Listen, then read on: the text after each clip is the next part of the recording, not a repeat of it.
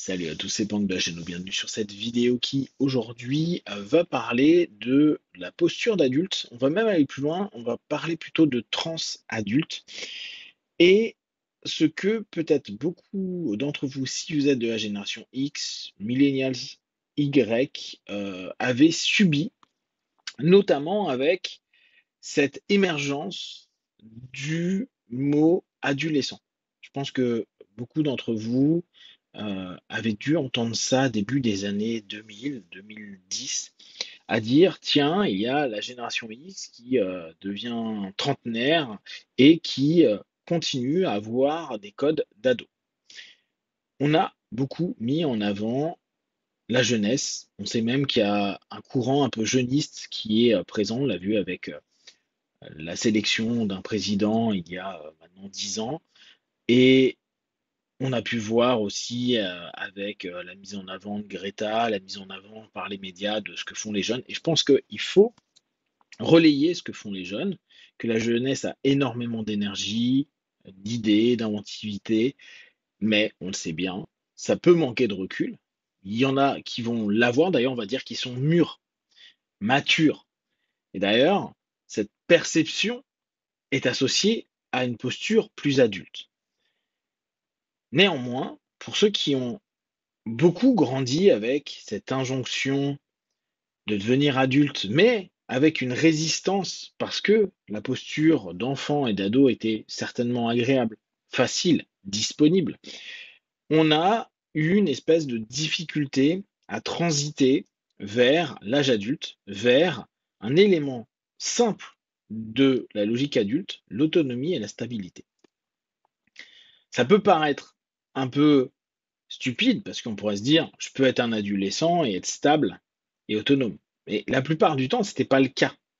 D'ailleurs, la plupart des personnes que vous connaissez encore avec des attitudes adolescentes et qui, parfois, sont maintenant cinquantenaires, vous allez vous rendre compte que leur vie a rarement été très stable. Je reviens sur un stéréotype qui est assez communément critiqué, qui est la maison, le pavillon, la famille, le labrador, la petite voiture ou la grosse voiture. Et ce stéréotype, il a été complètement mis à mal. Et en plus, si on y rajoute des discours du type oui, mais regarde, c'est hétérocentré, regarde, c'est fait pour un type de population, on va se dire ah non, non, c'est un stéréotype pourri. Mais ce qui est intéressant, c'est de reprendre ça comme passer à l'âge adulte, c'est réussir à être autonome et se stabiliser. Avoir une maison individuelle, outre le côté capitaliste qui a pu être mis en avant avec ça. Vous pouvez avoir votre petit appart, c'est très bien.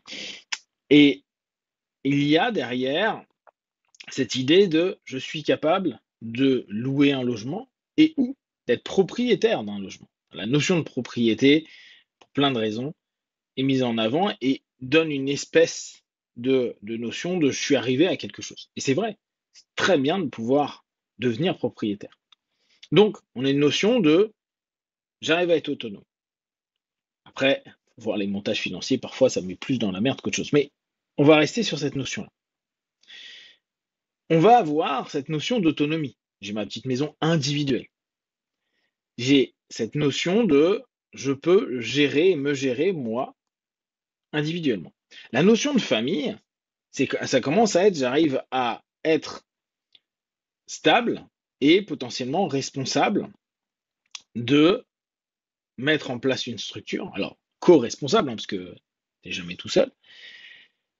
Et à ce moment-là, on peut vraiment se dire, tiens, il y a quelque chose qui est plutôt OK. J'arrive aussi à me dire, je peux passer du temps pour avoir une autonomie avec ma voiture. Et si on prend le chien, je peux aussi me dire que je suis assez stable pour maintenir et faire en sorte qu'il y ait un animal en plus de la famille lequel je peux passer du temps et m'occuper. Dans l'idéal des comportements, on est bien d'accord. Cette notion de stabilité, cette notion d'autonomie, elle est hyper clean. Beaucoup d'adultes actuels ont du mal à être autonomes, ont du mal à prendre leurs responsabilités. Et d'ailleurs, un des points qui est essentiel à garder en tête, c'est de se rendre compte que un ado ou un enfant, mais on va plutôt dire, ou un préadulte, il peut ne pas se sentir responsable ou se déresponsabiliser, alors qu'un adulte devrait, alors bien sûr, là je suis sur des archétypes, être à mesure de se responsabiliser. C'est pas à cause du monde, c'est pas lui qui n'a pas fait, c'est à un moment ou à un autre se dire, ok, même si je suis pas responsable à 100%, je suis au moins co-responsable et dans cette co-responsabilité, je prends ma part de responsabilité. Je vais jusqu'au bout. Et on voit à quel point cette notion d'adulte critiquée, ouais, mais les adultes sont mornes, les adultes, on a l'impression que c'est du métro boulot dodo. Les adultes, en fait, ont une vie stable. Alors oui, c'est vrai, il n'y a plus les pics, il n'y a plus euh, la sensation parfois excessive de l'adolescence et de la jeunesse. Oui, il y a l'âge, les hormones, mais aussi tout simplement les choix de vie. Je vais peut-être mettre plus d'énergie pour mon travail, plus d'énergie pour ma famille, peut-être les deux. Je vais peut-être mettre plus d'énergie pour des projets que je veux structurer. Donc, du coup, je vais moins sortir, moins être fun, moins me laisser aller à plein d'éléments fun parce que j'ai quelque chose qui, pour moi, est projeté à 5 ans, 10 ans, 15 ans, en investissement intellectuel, financier, émotionnel, etc., etc. Oui, un adulte est moins fun, moins amusant. Et là encore, ça ne veut pas dire qu'il ne s'amuse pas. Par contre, vouloir absolument montrer, non, non, mais moi je suis adulte, mais je suis un jeune. Non, non, tu n'es pas un jeune. Même si tu t'habilles comme la génération actuelle de jeunes, tu n'es pas un jeune. Parce qu'en fait, la plupart du temps, tu n'as aucun code de la jeunesse. Tu n'as aucun code associé à tout ça. Donc, ça en devient complètement dissonant. Tu as la mentalité, pour, on va dire pour les X, d'un ado des années 90, dans un monde de 2024-25, et qui n'a rien à voir en termes de code. Même si on a l'impression par le marketing que tout tourne en rond et qu'on revient sur la mise en avant des années 80-90, dans l'ère dans laquelle beaucoup de X ont pu grandir et évoluer. Être un adulte, ça a énormément de choses positives. Si, en tant qu'adulte, vous avez trouvé une stabilité, un apaisement, une recherche de vous-même, peut-être une trouvaille avec vous-même, si vous avez réussi à vous structurer financièrement, matériellement, émotionnellement, intellectuellement. C'est bien mieux qu'être un ado qui va dans tous les sens, qu'un jeune adulte qui a 1000 projets mais qui parfois ne fait rien.